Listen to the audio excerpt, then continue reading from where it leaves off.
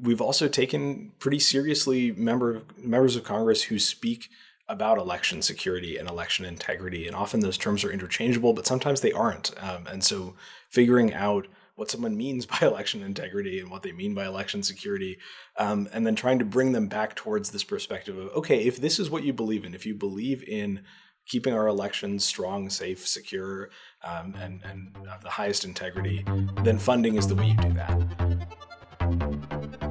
The full and free exercise of our sacred right and duty to vote is more important in the long run than the personal hopes or ambitions of any candidate for any office in the land. You're listening to High Turnout, Wide Margins, an insider's look at election administration hosted by Brianna Lennon and Eric Fay. Welcome to High Turnout, Wide Margins. It's another exciting episode. I'm Eric Fay, Director of Elections in St. Louis County, Missouri, and I'm here with my co-host, Brianna Lennon, County Clerk for Boone County, Missouri. And today our guest is, go ahead and introduce yourself. Gideon Cohn-Postar, Legislative Director from Issue 1. And Gideon, I guess it's a two-parter first question. One, talk a little bit about what Issue 1 is, and probably maybe before that, tell us a little bit about how you got involved in the election space in the first place. Absolutely. Well, both can be long stories, but I'll keep them short.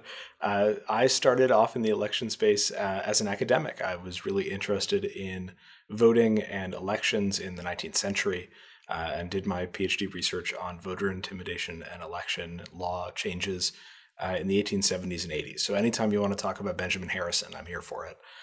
And spent a lot of time focused in archives on what voting looked like in that time and how it shifted and how different forms of dependence and threat and coercion overlapped in American politics, and just got more and more interested in how those elements still persist today, how seemingly very small changes in voting laws can have really outsized effects on who's able to vote. So after graduate school and after teaching for a little while, I got more involved in the policy side, ended up working for the House Oversight Committee on voting rights investigations, and then came to Issue 1 almost about a year and a half ago now, working on legislative policy. And so that would be a good transition to the Issue 1 side of that question, which is Issue 1's been around for a little over 10 years. Started off focused mostly on money in politics and ways to improve our election and democracy systems, and also our government, always from a bipartisan perspective, always trying to find those few avenues that in the money in politics and election policy world that are bipartisan and that can advance. We've now kind of expanded to focus on everything from social media regulation to try to improve our information landscape, and to election protection, helping election workers be able to administer elections as well as they can and with as many resources and protections as they can. So we do a lot focused on federal policy in particular, and also work really closely with local election officials. I think one of the things that Issue 1's been working on pretty fervently, especially as we've been getting closer to the 2024 presidential cycle, is the Faces of Democracy project. And I was hoping you could talk a little bit about what that is, what the goals are, and how it's been going. Absolutely. Well, as a Faces of Democracy member yourself, I know that, Brianna, you know about how this works. The Faces of Democracy program was created about 2 years ago now, with the emphasis on ensuring that ordinary Americans, people who often don't think too much about how their elections are run, how they learn, to help them learn a little bit more about the people who are running those elections, to try to connect the job that they do to the people that they are, give more of a sense of election officials as ordinary Americans just doing an important job, and then also giving election workers an opportunity and a voice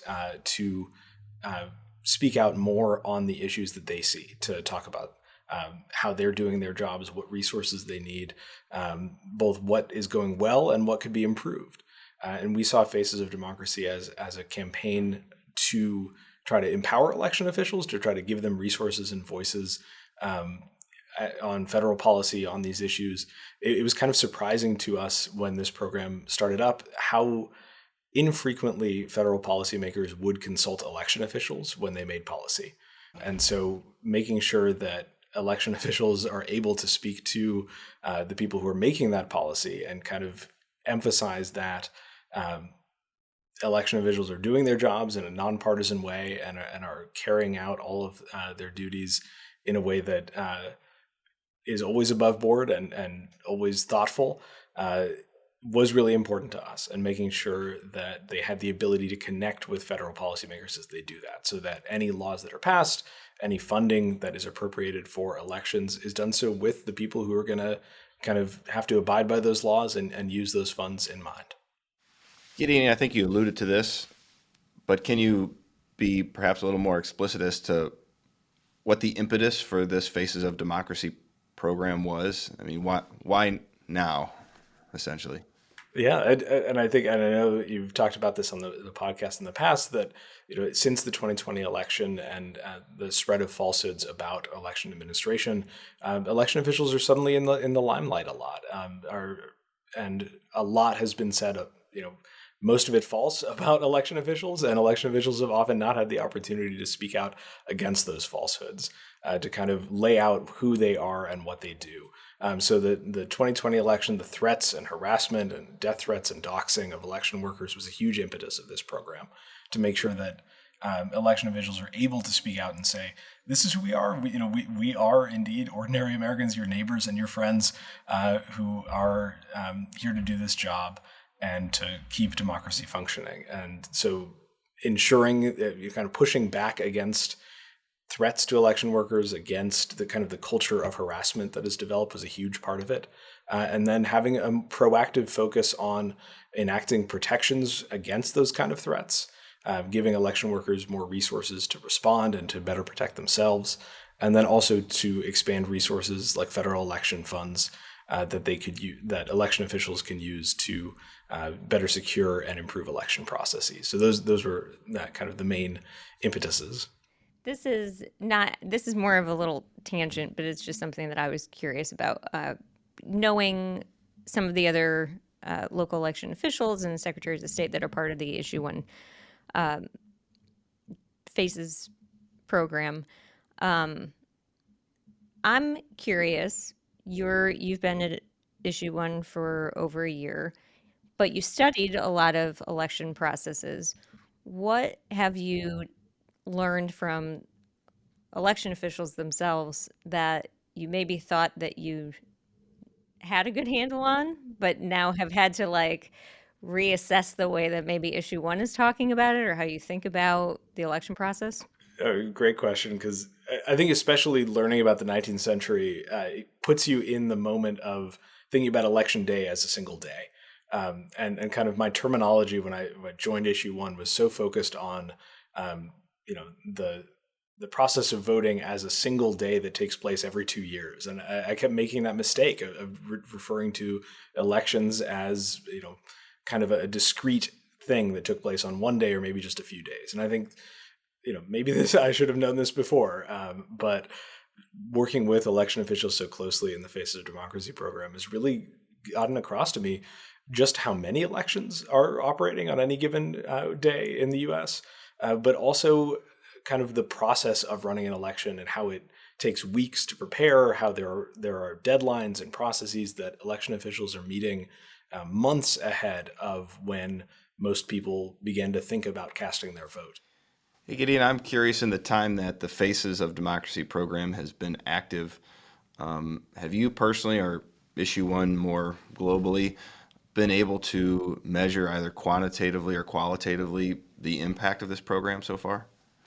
Yeah, so quantitatively not as much, aside from especially on the election funding issue. This is one that had kind of often been left out of conversations on Capitol Hill. The federal government provides a very small amount of funding for election offices.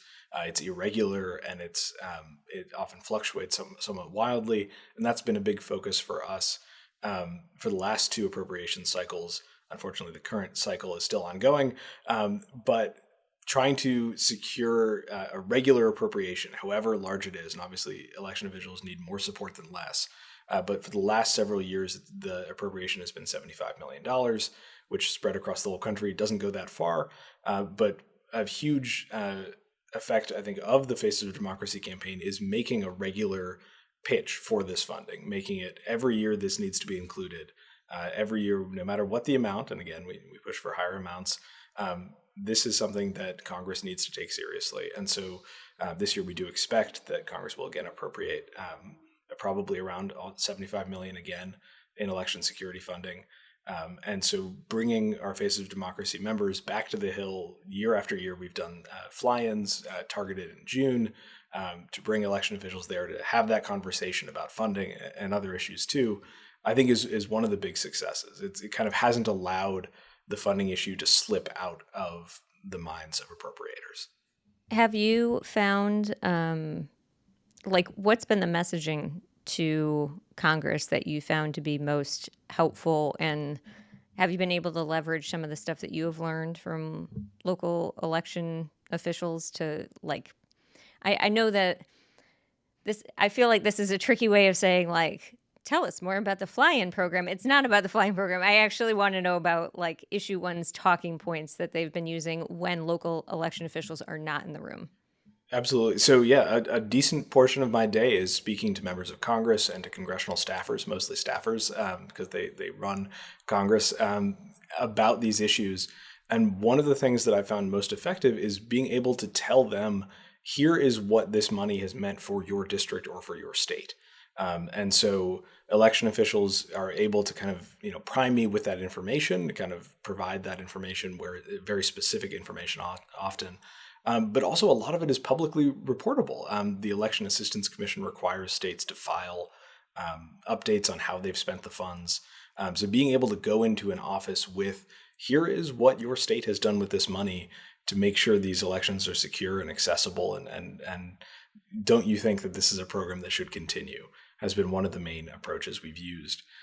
We've also taken pretty seriously members of Congress who speak about election security and election integrity, and often those terms are interchangeable, but sometimes they aren't. And so figuring out what someone means by election integrity and what they mean by election security, and then trying to bring them back towards this perspective of, okay, if this is what you believe in, if you believe in keeping our elections strong, safe, secure, and of the highest integrity, then funding is the way you do that. And I think that has been very effective as well. But at the end of the day, we're in a really tough fiscal environment, kind of an artificially constrained fiscal environment at the federal level. And so, fighting for consistent funding is, I think, where we're able to have the most wins right now. Fighting for more robust funding is something we continue to do, but expect more success going forward. Hi, I'm Brianna Lennon, County Clerk for Boone County, Missouri. And you are listening to High Turnout, Wide Margins, a podcast where we explore local election administration. I'm glad you touched on this point, or difference between consistent and robust funding. As you know, and as most people who listen to this podcast know, there have been large, I don't know, let's call them dumps, for lack of a better term, of federal funding into elections. But it's been irregular, as you mentioned. It has not been consistent. And so as this has happened in the past, states receive this funding, and I'll definitely have to point out, it's always the states that receive it, and whether or not it gets down to the locals is a whole other issue. But as an election administrator who has received some of this funding in the past, I tend to use it for more one-off things. And at least in my case, my needs are more ongoing. They're not the kind of thing that I can use a one-time infusion of cash for, at least in a responsible way. So do you have concern at all about election administrators, even if there is more funding allocated, that they're going to either sit on it or use it for certain things that are not the things that are of the most urgent need? I think that's a key question, kind of the scarcity mindset when funds are inconsistent and you don't know when the next infusion will come from. Absolutely. One of the things that we've done over the past year is try to analyze it as best as we can where funds aren't being spent. So there are some states that have not spent large percentages of their funds from the past few years. In some cases, well over 50% of the funds remain unspent. But as we looked into it more, doing research through EAC filings, speaking with secretaries of state, we found that in many cases those funds are segmented. They know where they're going to use those funds, but because they don't know when the next infusion is coming, they're apportioning them out over several years. Illinois is a good example where their Cyber Navigator program, they want to make sure that they can fund that over several years, so it looks like they haven't spent those funds down. And so trying to get that across to Congress, we've kind of been able to bring those numbers with us and say, look, it says that this state hasn't spent their funds, but here's what they're planning. Here's what they've explicitly said they're going to do with it. This shouldn't be as much of a problem. That's been a big focus for us. And we also think that one way to encourage states to spend those funds is to mandate that some percentage of those funds make it to the local level. And this would have to look different in some states where, in states like Maine, where they have more of a top-down funding approach than others, we'd have to make sure that any federal legislation and any language attached to the funding took those local situations into account, but making sure that that funding gets back to the locals so that you can spend it, so that those who have the highest need can spend it is really important.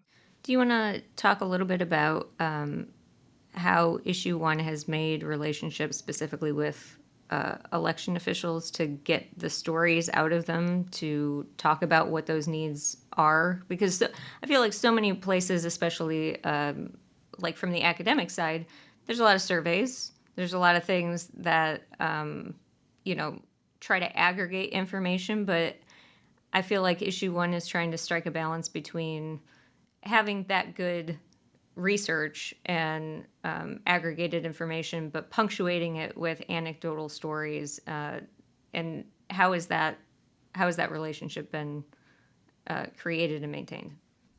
Absolutely. Well, as a good historian, I think anecdata is data, so always a fan. But in particular, we've tried to always, and it's in the name of the program, Faces of Democracy, to put a human face on election officials and the work they do. And so we have monthly Q&A series that are published on the Fulcrum, where a member of Faces of Democracy is interviewed and kind of is able to explain their background, how they got into elections, what they see as the challenges, and give a little bit more information and a personal touch as well as kind of a policy explanation.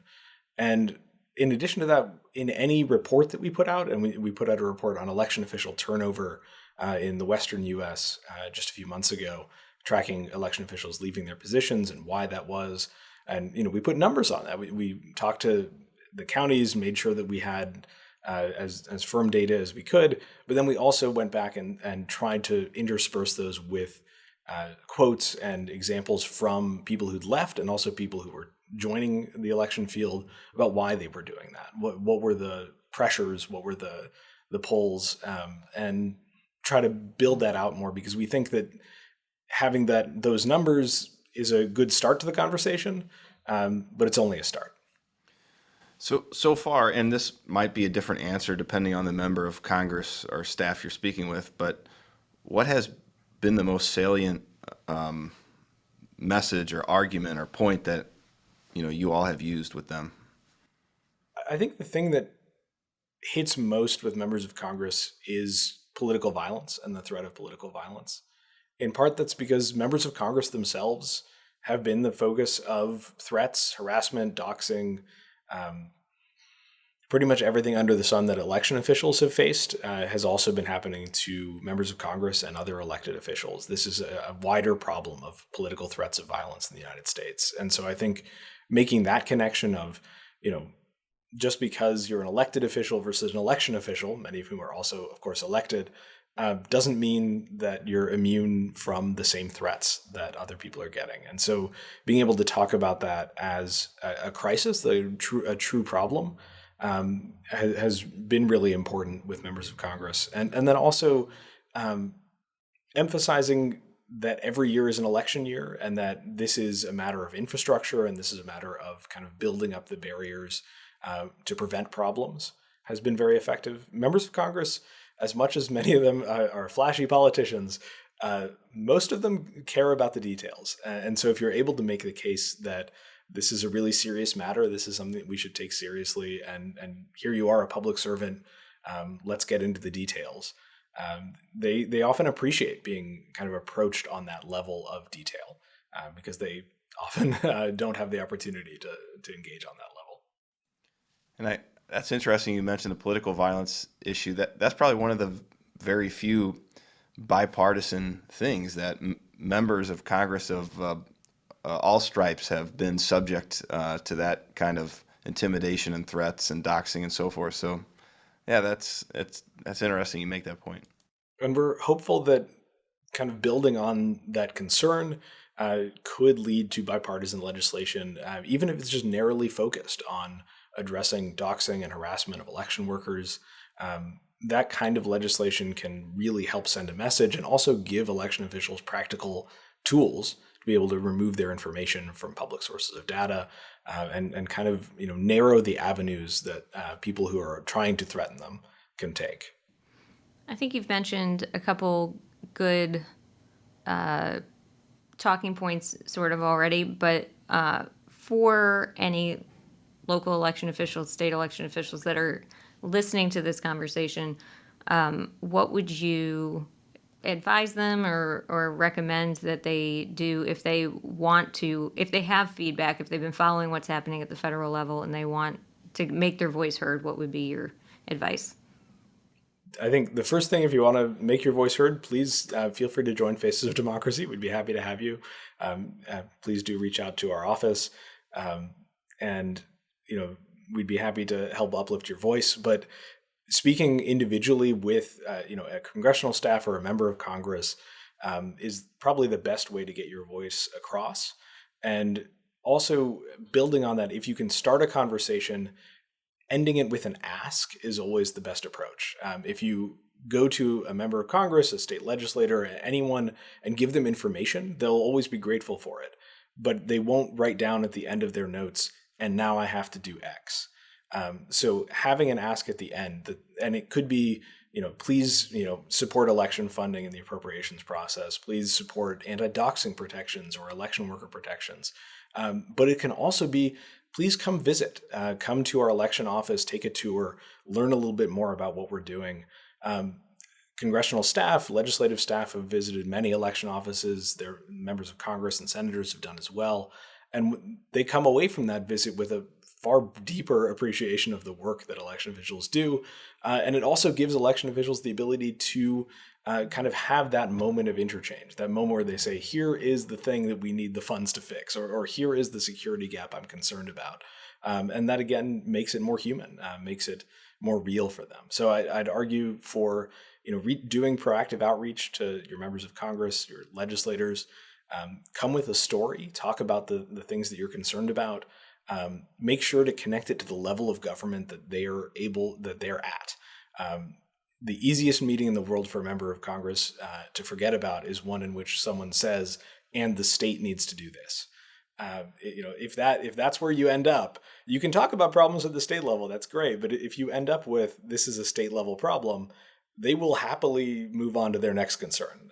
They have 5 or 6 meetings that day, and they can write that one off then.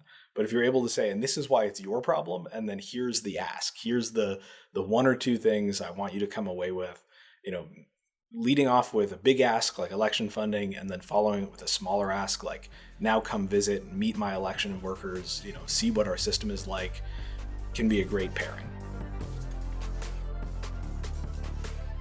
I think the key takeaway for me in a lot of this is that whenever I tell people the work that I do, or kind of gesture towards it, people say, "Oh my gosh, this is so important. So glad that you're working on democracy and elections right now."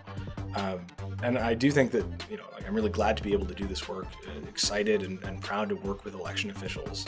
It's really remarkable. Every time I get to speak to a local or state election official to learn about what their day is like, and then kind of bring that to Congress, is a really fun and wonderful thing to do, something I'm very proud to do. But it also really does hit home to me that we're treating this as a crisis now. And we also need to think about building a kind of more long-standing structural approach to protecting democracy, keeping election officials safe. We can't treat this as a crisis that then gets solved and then we don't turn back to it. So finding a way to make sure that we're able to both hit that high level of, hey, this is a problem, we need to really take this seriously and act on it now, while also not treating it as a time that will end. Protecting election officials, ensuring that election officials have the money and resources and tools they need to do their jobs isn't something that we declare victory on. It's kind of a forever project. So as I'm sure you and many of your listeners already know.